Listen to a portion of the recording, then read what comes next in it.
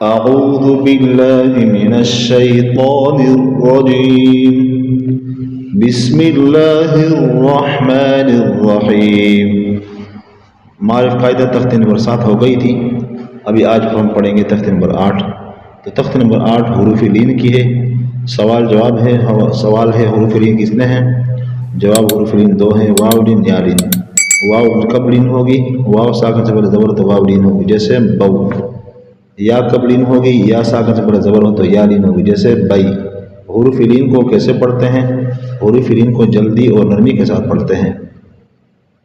मतलब ये है कि हुरूफ लीन को जल्दी नरमी के साथ पढ़ने का मतलब ये है कि खींचेंगे नहीं, बई बऊ ऐसे नहीं, और नरमी के साथ पढ़ेंगे बई बऊ ऐसे जल्दी भी नहीं, यानी नरमी के साथ बऊ बई। हुरूफ मद्दा और हुरूफ लीन के पढ़ने में क्या फ़र्क है? हुरूफ मद्दा को एक बराबर खींच कर पढ़ते हैं, जबकि हुरूफ लीन को जल्दी और नरमी के साथ पढ़ते हैं।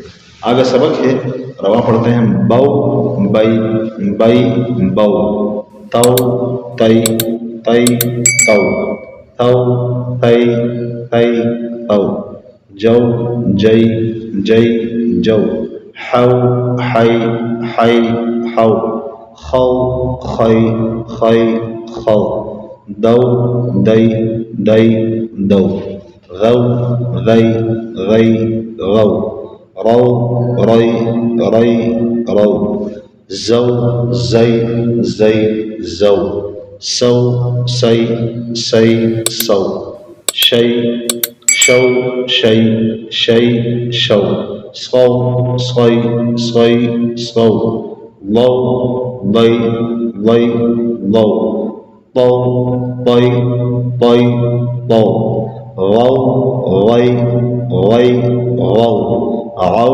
गई गई गौ, गौ गई गई गौ, फौ फई फई फौ, कौ कई कई कौ, कौ कई कई कौ,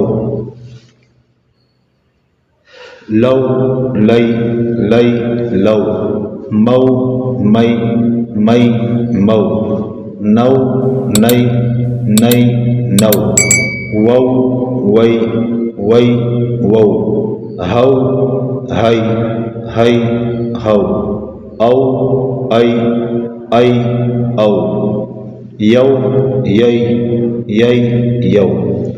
ये रवा हो गई। अब इसके हिजी करते हैं। बा वाव ज़बर बौ, बा या ज़बर बै, ता वाव ज़बर तौ, ता या ज़बर तै, ता वाव ज़बर तौ, ता या ज़बर तै, जीम वाव ज़बर जौ, जीम या ज़बर जै, हा वाव ज़बर हौ, हा या ज़बर है, खा वाव ज़बर खौ, खा या ज़बर खै, दाल वाव ज़बर दौ, दाल या ज़बर दै, غال واو زبر ضو، غال يا زبر غي، را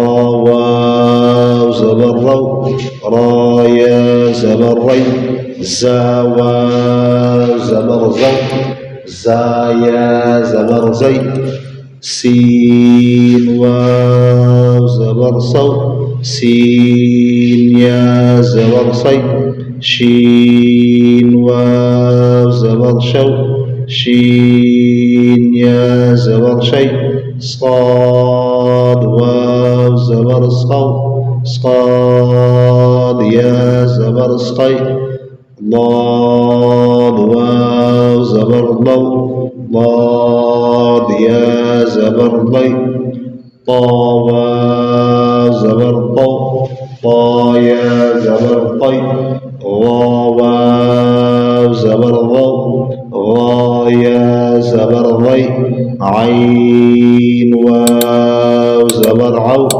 عين يا زبر عي، غين واو زبر غو، غين يا زبر غي فا واو زبر فو فا يا زبر في قاف واو زبر قو قاف يا زبر قي كاف واو زبر كو كاف يا زبر كي لام واو زبر لو لام يا زبر لي ميم واو زبر مو ميم يا زبر مي نون واو زبر نو نون يا زبر مي واو